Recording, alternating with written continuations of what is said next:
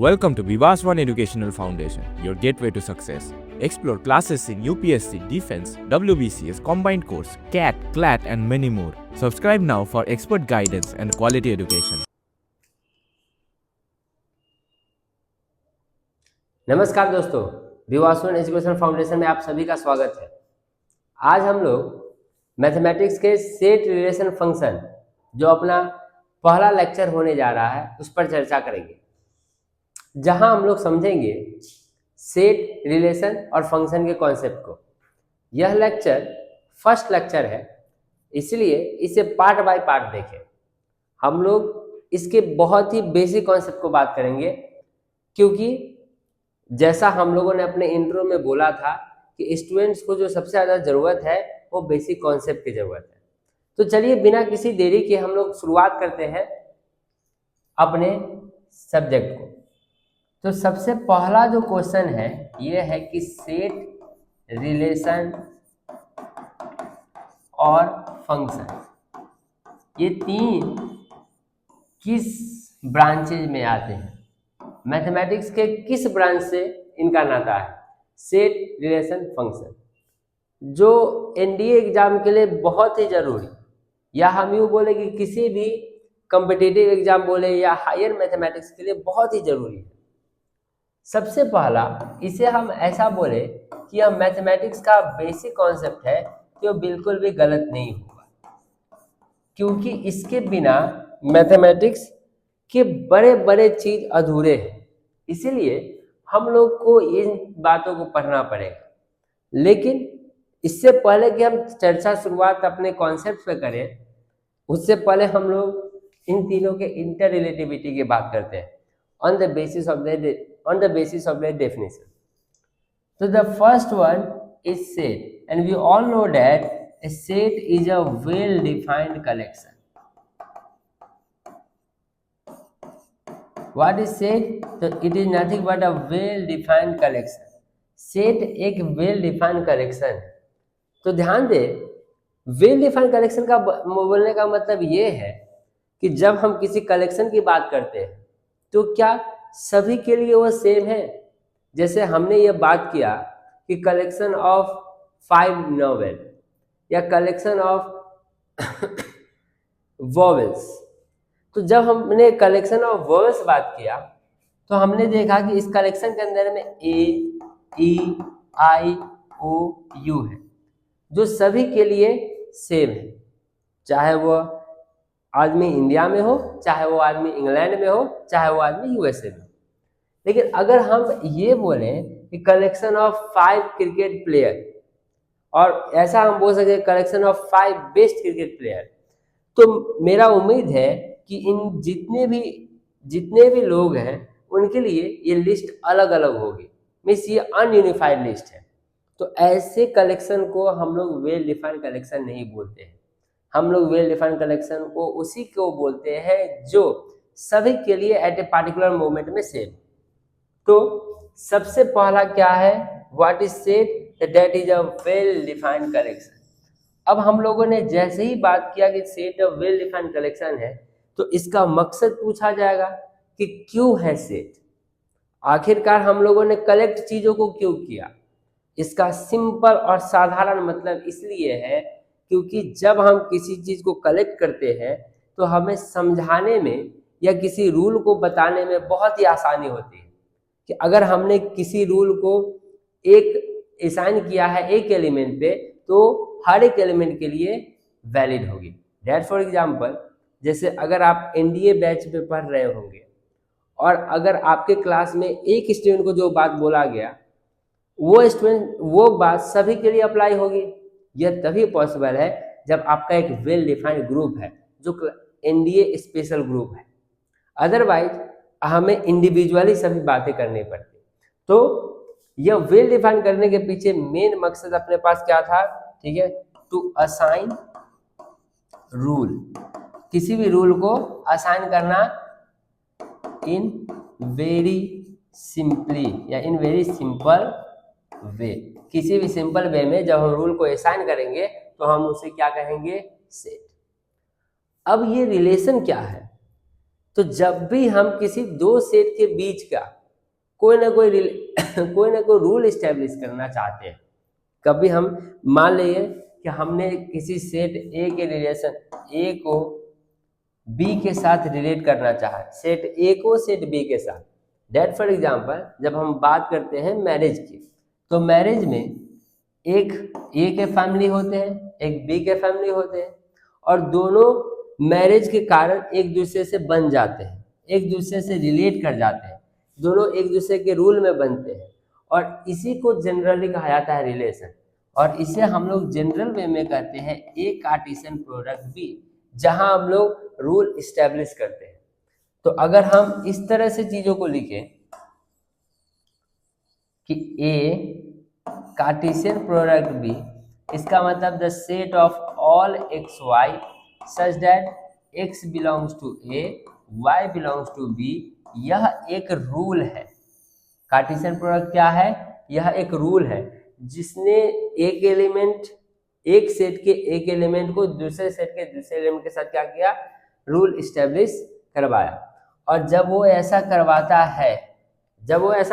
है तो हमारे पास क्या होते हैं? हमारे पास कुछ एक्स्ट्रा ऑपरेट करने के ज्यादा रूल्स, एक नए रूल्स जनरेट होते हैं। तो ये जो कार्टेशियन प्रोडक्ट है, इसी के सबसेट को हम लोग रिलेशन कहते हैं। अब सबसेट क्या है तो हम लोग सबसेट सेट्स में पढ़ेंगे, लेकिन सबसेट अभी के लिए समझने के लिए बात सिंपल समझे कि सब रूल्स का तो जरूरत नहीं है हमारे पास। जब हम लोग देखते हैं किसी मैरिज फंक्शन में हम लोग अटेंड करते हैं तो वहाँ बहुत लोग आते हैं जो पार्टी अटेंड करते हैं, किसी के फ्रेंड्स हैं, किसी के ब्रदर सिस्टर, बहुत लोग हैं। लेकिन आफ्टर द सेरेमनी हमारे पास कुछ इंपॉर्टेंट रूल्स ही असाइन किए जाते हैं। बस हमें उन्हीं रूल का जरूरत है, उन्हीं रूल के बारे में जानना है। तो हम उन रूल को सबसेट बोलते हैं कार्टेशियन प्रोडक्ट का। मतलब कि जितना भी रूल्स इसके अंदर में है वह कार्टेशियन प्रोडक्ट में मौजूद है, लेकिन जो कार्टेशियन रूल में जितने भी है उनका हमें जरूरत नहीं है। तो हम इसे और भी डिटेल्स में आगे की तरफ चर्चा करेंगे। तो हमने देखा कि अपने पास एक सेट है जो कलेक्शन बनाता है, रिलेशन है जो दो कलेक्शन को क्या करता है? रिलेट करता है। अब जो इंपॉर्टेंट थिंग है दैट इज फंक्शन, और इसी पर हम लोग बहुत ज़्यादा डिपेंडेंसी देखते हैं। खासकर बात मैथमेटिक्स की हो तो यहाँ डिपेंडेंसी का लेवल कुछ ज़्यादा ही है। जैसे अब रिलेशन में, किसी रिलेशन के अंदर में कुछ ऐसे रूल हैं जिन्हें कुछ खास दर्जा दिया जाता है, जिन्हें कुछ स्पेशल दर्जा दिया जाता है। जैसे अगर हमने ये बोला कि कोई दो एलिमेंट्स या कोई दो सेट एक दूसरे से रिलेट कर रहा है, और जब ये दोनों रिलेट कर रहा हो तो यहाँ अगर यहाँ का x यहाँ के y से रिलेट कर रहा हो, यहाँ का a यहाँ के b से रिलेट कर रहा हो, ठीक है, यहाँ का p यहाँ के q से रिलेट कर, ऐसा कर सकता है। तो हम यहाँ देखेंगे ध्यान से कि एक स्पेशल रूल जिसके अंदर ये जो पार्ट है जो जनरली डोमेन कहलाता है, ये जो पार्ट है इसके जितने भी एलिमेंट्स है वह किसी न किसी से रिलेट करने ही चाहिए। Means every element of domain का जितना भी एलिमेंट्स है इज रिलेटेड टू कोडोमेन से रिलेट करना ही चाहिए। पहला एक्शन तो ये हो गया कि जितना भी डोमेन है, जितने भी एलिमेंट्स है डोमेन में, वो कहीं ना कहीं किसी न किसी कोडोमेन से रिलेट करने चाहिए। दूसरा, अगर हम स्पेशल दर्जा ये देखें कि यहाँ जो डोमेन है इसका जो एलिमेंट के साथ रिलेशन है वो यूनिक होना चाहिए, इन द सेंस कि यह किसी एक से ही कनेक्ट होना चाहिए। अगर एक्स वाई से कनेक्ट हो गया तो एक्स वाई से ही कनेक्ट होगा, एक्स और किसी से कनेक्ट नहीं हो सकता। या ऐसा हो सकता है कि वाई किसी और से कनेक्ट हो जाए लेकिन एक्स किसी से कनेक्ट नहीं हो सकता। So and every element of domain और जितने भी एलिमेंट्स होंगे डोमेन के हैज यूनिक इमेज। जो दूसरे पार्ट है इमेज में, हम लोग दूसरे पार्ट को इमेज बोलते हैं। तो उनके पास एक कोई कैसा रिलेशन होगा, यूनिक होगा। मतलब एक डोमेन में, सॉरी, डोमेन के एक मेंबर के पास को डोमेन के बस एक मेंबर से रिलेशन होना चाहिए, अदरवाइज वह फंक्शन के रूप में नहीं दर्शाया जाएगा। तो वैसा रिलेशन जो इस क्राइटेरिया को फॉलो अप करता हो उसे हम लोग जनरली क्या बोलते हैं, फंक्शन बोलते हैं, जो बहुत ही इंपॉर्टेंट एस्पेक्ट माना जाता है। अब पूरे चीज को अगर हम समराइज करें, क्योंकि मैं इसे डिटेल्स में भी पढ़ाऊंगा, लेकिन बिना कनेक्टिविटी के आप समझ नहीं पाएंगे। पूरे चीज को समराइज करें तो मूलतः हमें पढ़ना था फंक्शन, लेकिन फंक्शन को पढ़ने के लिए जरूरी था पढ़ना रिलेशन, और इस रिलेशन को पढ़ने के लिए भी जरूरी था सेट। इसीलिए इस तीनों को क्या कर दिया जाता है, एक चैप्टर के अंदर में या एक बेसिक मैथमेटिक्स के अंदर में रखा जाता है, सेट रिलेशन फंक्शन, जिसे हम लोग जनरली फंडामेंटल ऑफ मैथमेटिक्स के भी नाम से जानते हैं। फंडामेंटल ऑफ मैथमेटिक्स, जो मूलतः तो 11-12 के सिलेबस में अलग अलग ब्रांचेस में जाना जाता है, लेकिन फंक्शन के कुछ फॉर्म अलजेब्रा में भी जाने जाते हैं। तो इसलिए हम लोग जनरली इसको अलजेब्रा में भी, अलजेब्रा का भी ब्रांच बोलते हैं, क्योंकि फंक्शन का कुछ फॉर्म अलजेब्रा में भी इम्पोर्टेंट है। लेकिन फंक्शन हर एक जगह इम्पोर्टेंट है, चाहे वो अलजेब्रा हो, चाहे वो ट्रिग्नोमेट्री हो, चाहे वो डिटरमिनेंट हो, चाहे वो मैट्रिसेस हो, चाहे वो कैलकुलस हो। बिना फंक्शन का कोई काम नहीं हो सकता, because function has some meaning in their own. इसलिए हम लोग इस पूरे लेक्चर के अंदर में कवर अप करेंगे पहले सेट, पहले रिलेशन और पहले फंक्शन। और मैं आप लोगों को बिल्कुल क्लियर कर दूं कि यह लेक्चर बस कॉन्सेप्चुअल लेक्चर होने वाला है। हम लोग यहाँ क्वेश्चंस को डील नहीं करेंगे, जैसा कि हम लोगों ने अपने इंट्रो में भी बात कर लिया था, क्योंकि इस लेक्चर को देखने के बाद आप हमारे जो एनडीए के प्रॉपर बैच में जब आएंगे तो आपको चीजें बड़ी आसानी से समझ में आने लगेगी, और आप जो 6 मंथ में चैप्टर सिलेबस कवर अप करना चाहते हैं वो बहुत ही आसान तरीके से हो जाएगी। अदरवाइज आप लोग एक बहुत ही लूप होल में फंस जा सकते हैं बिना कॉन्सेप्ट करके, अगर आप एनडीए की तैयारी स्टार्ट करते हैं। तो चलिए आज के हम लेक्चर में कुछ और चीजें देखते हैं जो अब अपने सेट से रिलेट करेंगे।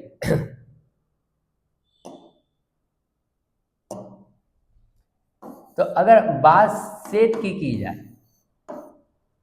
तो सबसे पहले हम लोगों ने समझ लिया इसका व्हाट, कि यह एक वेल डिफाइंड कलेक्शन है, और हमने इसका समझ लिया वाई, क्योंकि कलेक्शन के कारण हमें कनेक्टिविटी पैदा हो गई, तो हमने इन दोनों को चीजों को कनेक्ट कर लिया।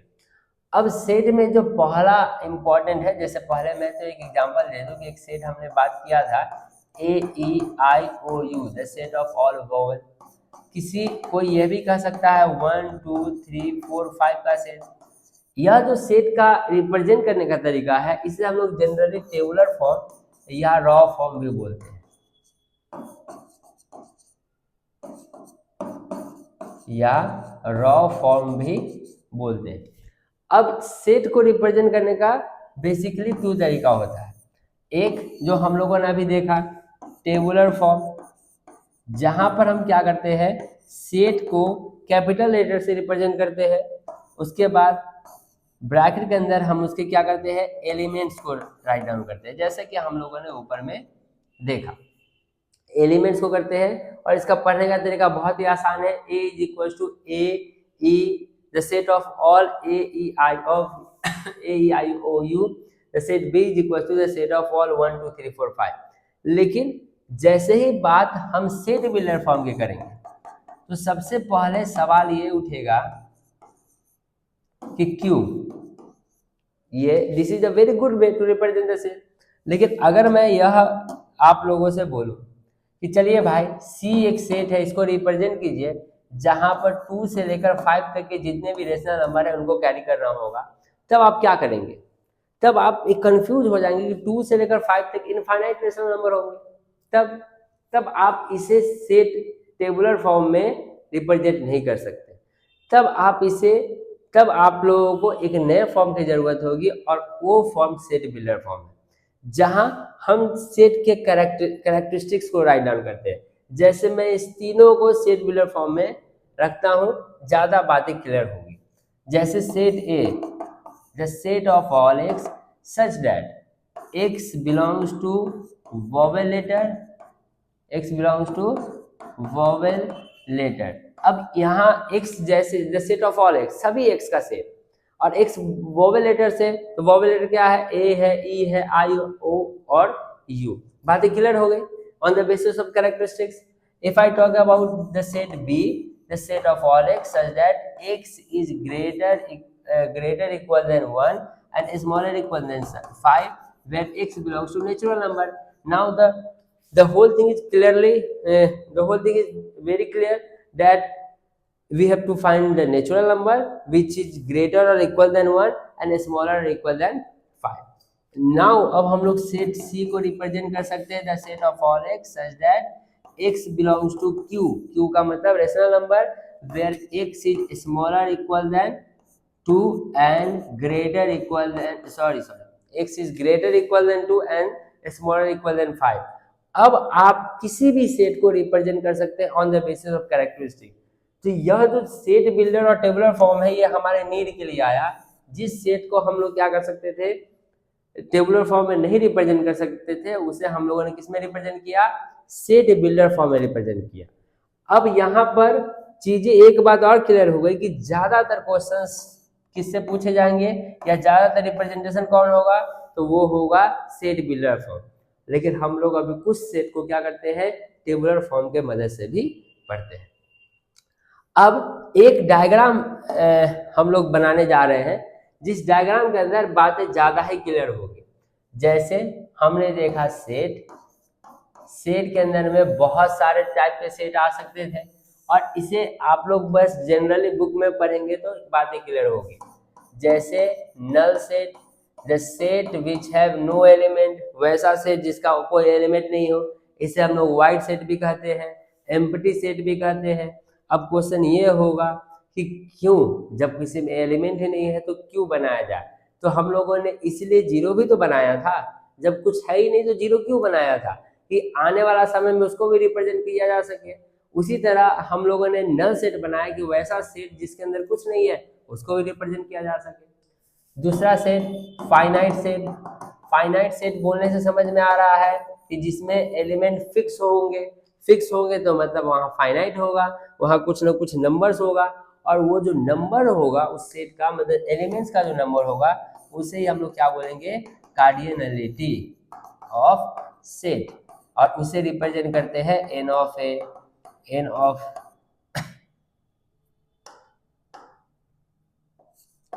a, n of b, n of p etcetera. ये कार्डिनलिटी है, मतलब number of the element of set. तीसरा जो अपने पास आएगा वो आएगा इनफाइनाइट सेट, जो सेट में बहुत सारे आ सकते हैं। जैसे अभी हम लोगों ने देखा 2 और 5 के बीच का सेट, यहाँ कार्डिनलिटी नहीं होगा, अनडिफाइंड होगा, कितने भी आ सकते हैं। उसी तरह में हम लोगों के पास क्या पूछे जाएंगे? तो सिंगलटन सेट, और इसी में बहुत सारे और भी टाइप आपके बुक में हो सकते हैं, जो बहुत ही बड़ा टॉपिक नहीं है, आपको देखते ही समझ में आ जाएगा। लेकिन अगर हम बात करते हैं टाइप ऑफ सेट की, तो वहां पर 2 इंपॉर्टेंट सेट हम लोग को देखने को मिलता है। एक सबसेट, जिसके बारे में हम लोगों ने अभी चर्चा किया, और एक सुपर सेट। जैसे अगर मैं यह बोलूं कि एक सेट ए है जो 1 2 3 4 ऐसे करके 3 तक जाता है, और एक सेट बी है जो 1 2 3 4 है। अब इन दोनों सेट को अगर हम ध्यान से देखें तो हम ये देख पाएंगे कि सेट बी के अंदर जितना भी मेंबर है वह सेट ए में है। तो हमें सिंपली यह बात बोल सकते हैं कि B is a subset of set A, क्योंकि सेट बी के अंदर जितने भी एलिमेंट है वह सेट क्या है? ए में है। तो जब भी कोई ऐसा कंडीशन बनेगा कि जिस सेट का सारा एलिमेंट दूसरे सेट में हो तो क्या कहलाएगा, प्रॉपर सबसेट कहलाएगा, और सॉरी वो सबसेट कहलाएगा। लेकिन अब इनसे पता ये नहीं चल पा रहा है कि यह जो सबसेट है इसमें दोनों एलिमेंट्स, ये तो कंफर्म है कि बी हैज लेस एलिमेंट्स, लेकिन एक बात और कंफर्म है कि कभी कभी हो सकता है B has equal elements of A, equal elements भी तो हो सकता है, ठीक है। लेकिन अब यहाँ पर अपने बातें कंफर्म है, नहीं कंफर्म है। इसका मतलब क्या है कि जब हमें ये कंफर्मेशन देना हो कि बी के पास हमेशा लेस एलिमेंट है तो वहां पर हम क्या करेंगे, वहां पर हम ऐसा यूज करेंगे बी सब प्रॉपर सबसेट ऑफ है, वहां ये जो साइन है इक्वल का वहां नहीं लगेगा। तो जो सबसेट के साथ में एक और बात आप लिख लीजिए, प्रॉपर सबसेट, ये बहुत बड़ा कोई बात नहीं है। इसका मतलब क्या है कि जो हमारे पास बी है उसके पास कुछ ना कुछ ए से क्या है, कम एलिमेंट्स है, ठीक है। अब सुपर सेट इसी का उल्टा कि A is a superset of B, क्योंकि ए के पास क्या है, एक्स्ट्रा एलिमेंट है। तो आज के लेक्चर में हम लोगों ने क्या बात किया, हम लोगों ने, अगर आप समराइज कर ले तो सबसे पहला चर्चा क्या हुआ, सेट रिलेशन फंक्शन के इंपॉर्टेंस का। दूसरा चर्चा क्या हुआ, दूसरा चर्चा हुआ सेट के टाइप्स का। तीसरा चर्चा क्या हुआ, सबसेट और प्रॉपर सबसेट विथ किसका, विथ सुपर सेट का, ठीक है। हम लोग आज की क्लास में ये चर्चा किए। अब इसके आगे वाला टॉपिक हम लोग अपने नए क्लास में करेंगे, तो आप लोग बने रहे हम लोगों के साथ। और मैं आप लोगों को ये भरोसा दिलाता हूँ कि इस पूरे लेक्चर को कंप्लीट करने के बाद आपके मैथमेटिक्स से कॉन्सेप्चुअल पोर्शन इतने मजबूत हो जाएंगे जिससे कि आप जब क्वेश्चन सॉल्व करने बैठे हमारे क्लासेस के अंदर में तो आप क्वेश्चन को बहुत स्मूथली कर पाए। तो जब तक के लिए मिलते हैं फिर नए लेक्चर में, तब तक के लिए जय हिंद, जय भारत।